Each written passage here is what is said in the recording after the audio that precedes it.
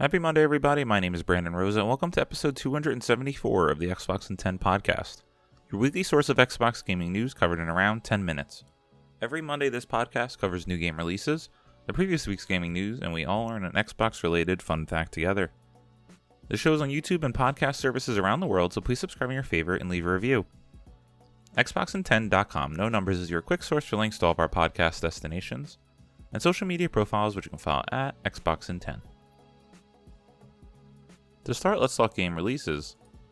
Big game out last week was Madden NFL 25, and the games coming out this week include Core Keeper, Crypt Custodian, The Lord of the Rings Return to Moria, Cubic 234 Player Games, Espresso Tycoon, Mad Experiments Escape Room, Mad Experiments 2 Escape Room, Perfect Rescue, Soko Penguin, Whacking Hell, Akimbot, Forklift Simulator, Gory Cuddly Carnage, Monster Jam Showdown, Shadow of the Ninja Reborn, Snooker Blitz, Visions of Mana, Valfaris, Mecha Terion, Werweeb Den Soas Das 3 Spiel, Witch Spring R, 112 Operator, Blocky Form, Lost Artifacts 6 Mysterious Book, Forest, Fields, and Fortresses, Raging Loop, Sparkle 2 Evo, Super Dark Deception, and Star Wars Outlaws. There are some games coming soon and or available now to Xbox Game Pass members, and they include the following. You can now play Atlas Fallen on Cloud PC and Xbox Series X and S. On August 27th, you can play Core Keeper Cloud PC and Series X and S. September 3rd, Star Trekker Cloud Console and PC, as well as getting early access to the open beta of Call of Duty Black Ops 6 on August 30th. Now it's last week's biggest news stories, and we have 3 to cover this week. Number 1. Gamescom Opening Night Live 2024, all Xbox reveals and Game Pass announcements. Tom West at True Achievements writes, Gamescom kicked off with a bang yesterday with Jeff Keighley's Opening Night Live, offering a plethora of announcements for Xbox, as well as some upcoming Game Pass games to look forward to. In case you missed anything, here are all the Gamescom Opening Night Live 2024 Xbox reveals and Game Pass announcements, including some treats that appeared during the pre-show. The pre-show saw Rebellion announce Sniper Elite Resistance, which launches into Game Pass in 2025. Raccoon Logic announced Revenge of the Savage Planet, and we'll see a full reveal later. Action RPG Enturia Last Song got a September Xbox Series X and S release date. Focus Entertainment announced Roadcraft for Series X and S, which arrives in 2025. Capcom dropped gameplay for Street Fighter VI's next fighter, Terry. VIA Games announced that Nico Derico, The Magical World, will launch on Xbox in October. Supermassive Games announced Directive 8020, the next horror game in the Dark Pictures series. Gearbox Software announced Borderlands 4 for the Series X and S. Activision dropped a fresh Call of Duty Black Ops 6 gameplay trailer. Goat Simulator Remastered was announced for Series X and S and Game Pass. Atlas dropped a new trailer for Episode Aegis, Persona 3 Reload's upcoming expansion. Techland announced Dying Light the Beast, which will be free for owners of Dying Light 2 Ultimate Edition. Bandai Namco offered up a new trailer for Dragon Ball Sparking Zero. Co-op party game King of Meat was announced for Xbox. Don't Nod revealed its world premiere trailer for Lost Records Bloom and Rage. PvPvE survival shooter Arc Raiders was given a 2025 release window. Focus Entertainment dropped a fresh trailer for Warhammer 40,000 Space Marine 2. Free-to-play MOBA shooter Predecessor launched on Series X and S. Following a short delay, Path of Exile 2 got an early access release date. Little Nightmares developer Tarsier Studios announced Reanimal for Xbox Series X and S. Genshin Impact was announced for Game Pass along an Xbox release date. We got another look at Capcom's Monster Hunter Wilds. SNK dropped a new trailer for Fatal Fury Cry of the Wolves. We saw a new trailer for Mecha Break, which has a closed Xbox beta scheduled for October. Firaxis Games announced Sid Meier's Civilization 7's Xbox release date, alongside our first look at its gameplay.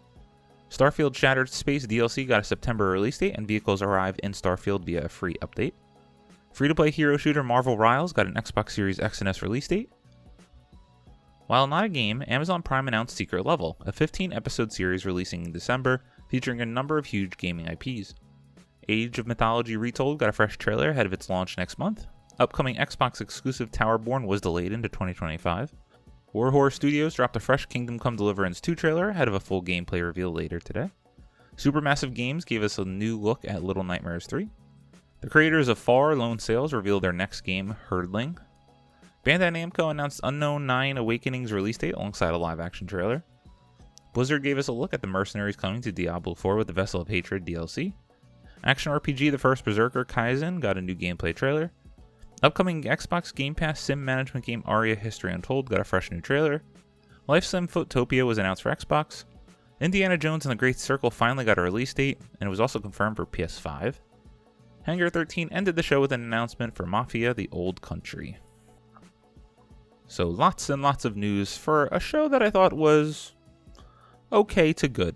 Totally serviceable. There wasn't too many major announcements for me, but there was enough good stuff here if you're an Xbox gamer or just a gamer in general. We did learn that December 9th is the big release date for Indiana Jones and the Great Circle, so we're not going to have to wait too much longer. Shattered Space, the long-awaited DLC, is launching on September 30th.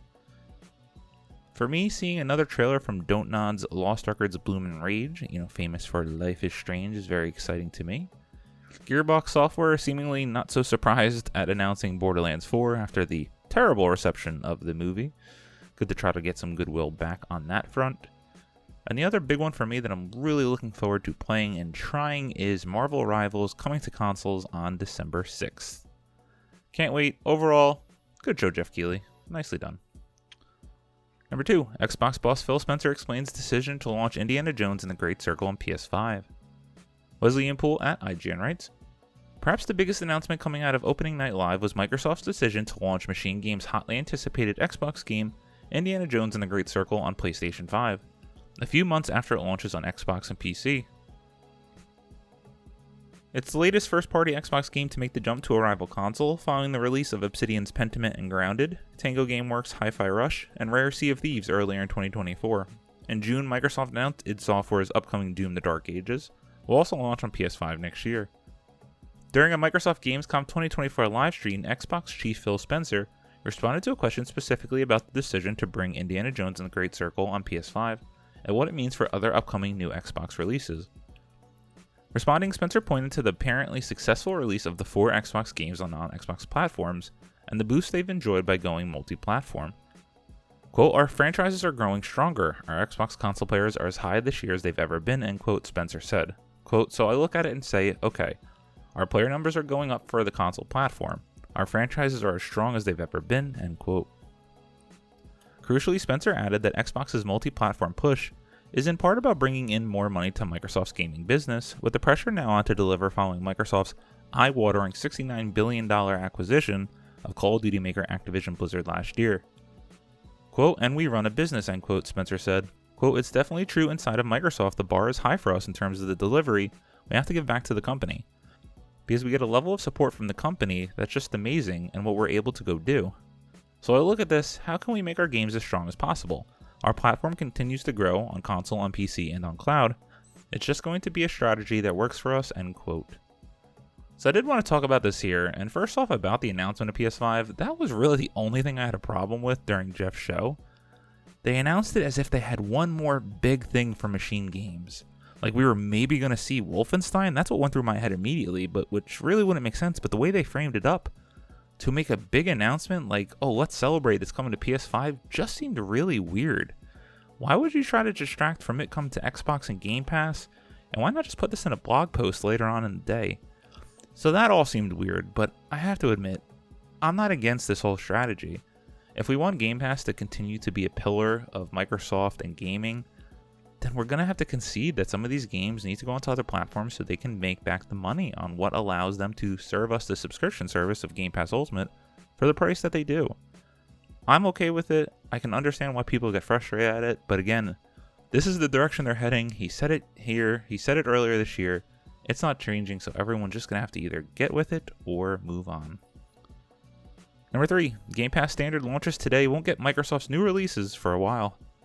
Eddie Makic at GameSpot writes, the new Game Pass tier Game Pass Standard is officially available beginning today, August 20th, but only for testers. The standard membership includes hundreds of games for $15 a month, with some key differences between Game Pass Core and Game Pass Ultimate, including how Microsoft's new releases won't come to Game Pass Standard for some time. For now, Xbox Insider testers can sign up for $1 and the price will renew at the amount until Game Pass Standard officially launches in September at $15 a month. Game Pass Standard is Microsoft's attempt to give players more choice when it comes to a subscription offering, the company said. As announced previously, Standard comes with all the benefits of Game Pass Core, including online multiplayer and a selection of games. One of the big distinctions is that Game Pass Standard library is substantially larger than the Game Pass Core, which has 40 plus games. Game Pass Standard does not, however, include what is perhaps the best part of Game Pass Ultimate Day 1 new releases from Microsoft. For people who want to play Black Ops 6 at launch via Game Pass, Microsoft advised them to consider Game Pass Ultimate. Microsoft games that come to Game Pass Ultimate at launch will not come to Game Pass Standard right away. This could be, quote, up to 12 months or more and will vary by title, end quote, Microsoft said. That's the big piece I wanted to highlight to anyone who is intrigued in Game Pass Standard. For just $5 more a month, I'm not entirely sure why you wouldn't go for the Ultimate version as you get those day one releases. But understand, if you're going to be a Game Pass Standard member, you're likely waiting a year or more for those new titles. As always, we end our show with a fun fact about Xbox, and since we were talking a lot about Indiana Jones and the Great Circle, why don't we do a little fun fact about Machine Games? So Machine Games Sweden AB is a Swedish video game developer based in Uppsala. The studio was founded in 2009 by 7 former employees of Starbury Studios, including founder Magnus Hagdahl. After unsuccessfully pitching game ideas to several publishers, Machine Games agreed with Bethesda Softworks to develop an entry in the Wolfenstein series in July of 2010. It was acquired by Bethesda's parent company ZeniMax Media in November. In the Wolfenstein series, Machine Games developed The New Order, The Old Blood, The New Colossus, Youngblood, and Cyberpilot. The studio is developing Indiana Jones and the Great Circle, as well as another Wolfenstein game. Shout out to Machine Games. I just recently replayed The New Order and The Old Blood, and I actually had not finished The Old Blood entirely. The Old Blood is totally fine, but I really enjoy The New Order.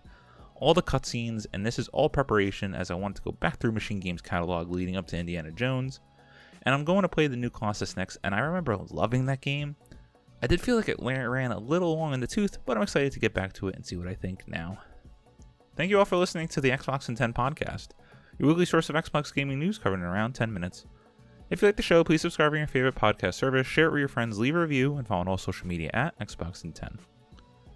As I mentioned, I did finish The Old Blood and just spoke to that a few moments ago, and I'm continuing playing Midnight Suns. I'm actually really enjoying this game. It's so unique and so different to most of the games I've played, and that's kind of been the trek this year I've done, now having gone through Elden Ring, which I've never played a Soulsborne game, and I never really played a Firaxis game quite like this, but I am enjoying it, so I'm glad I've opened up my eyes to 2 new genres, at least in 2024. My name is Brent Rose, you can follow me on Xbox at Brosen93. Hope you have a great week, stay safe, and keep on gaming.